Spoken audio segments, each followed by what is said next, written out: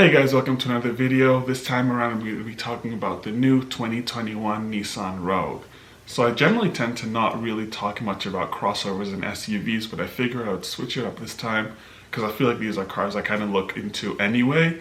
So I figured why not make a video about it. So in this car we're going to talk about how the new facelift looks, as well as the specs of the car, as well as the interiors, all of that good stuff. So by the end of the video you'll have a much better understanding of this car, when it's going to be coming out, all of that good stuff. So if you're new to the channel, definitely subscribe and like this video. Apparently 50% of people who watch my videos don't subscribe. So if you do like the video, subscribe. And without further ado, let's get to the video.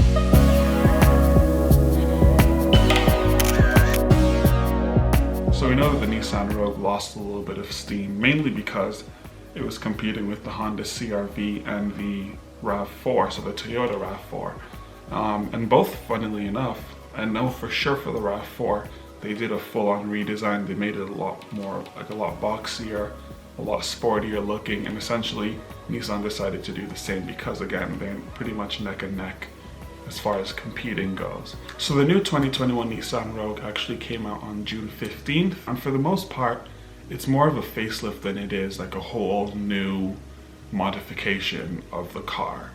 So essentially what I mean by that is, for the most part the engine is the same.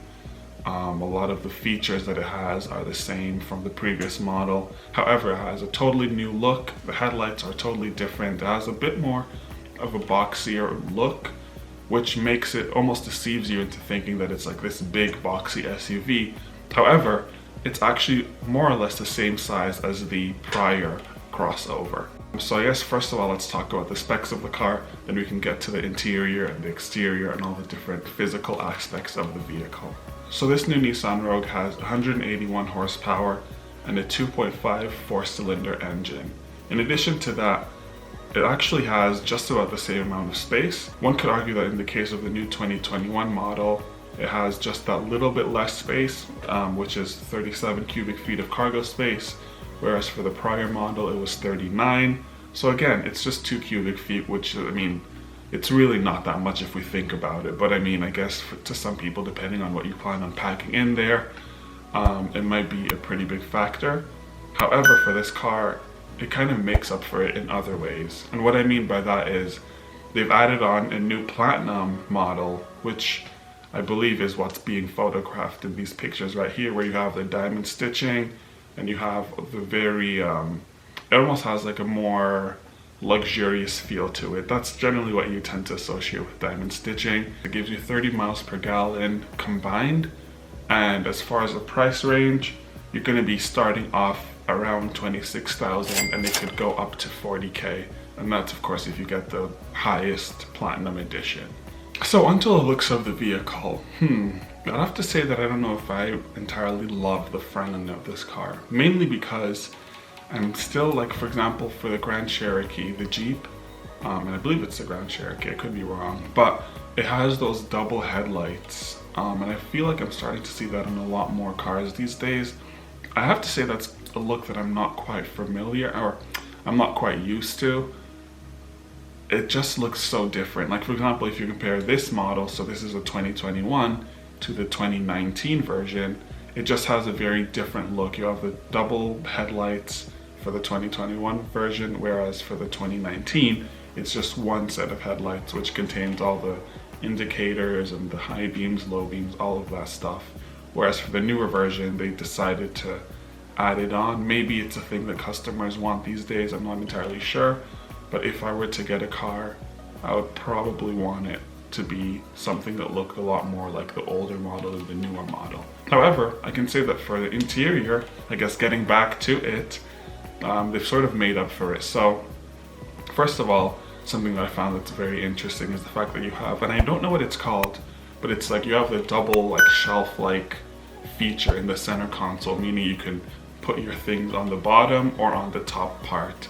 And I think that makes for a lot more space, because generally for the kind of people who would want to get a Nissan Rogue, they would want a big enough car to fit everything that they need to fit in it, but something where the car can still be sort of compact but have enough space to like fit in all your little devices and wallets and keys.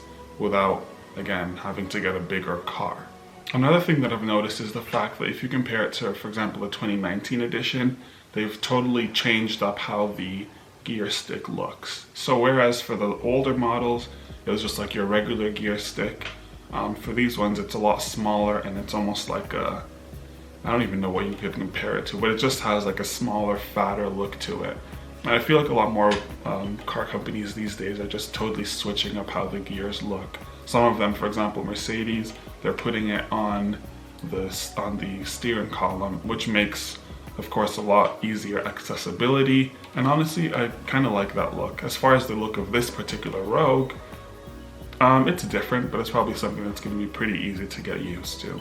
So another thing about the looks of the car is the fact that I realized that they've taken out a lot of chrome. So whereas for the older models, along the windows on the doors you had like a little strip of chrome, they've taken that out. So essentially from this particular picture, all you see is just the front end with like the little U thing that's typical for Nissan vehicles. And as far as chrome parts, that's really about it.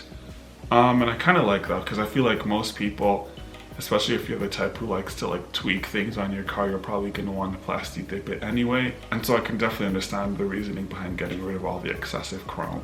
As far as the overall look of the car, again, comparing it to the older model, I would have to say that I definitely kind of like the boxier look. For whatever reason, even though the cars are about the same size, just having a boxier look makes the car look that much more spacious. And apart from the headlights, I have to say that I'm actually a pretty big fan of this car. So again, this is a pretty short video because I figured I'd just share with you guys to let you guys know. Let me know in the comments what you think of this vehicle. It's going to be coming out in fall, so we're probably going to be seeing them on the streets pretty soon.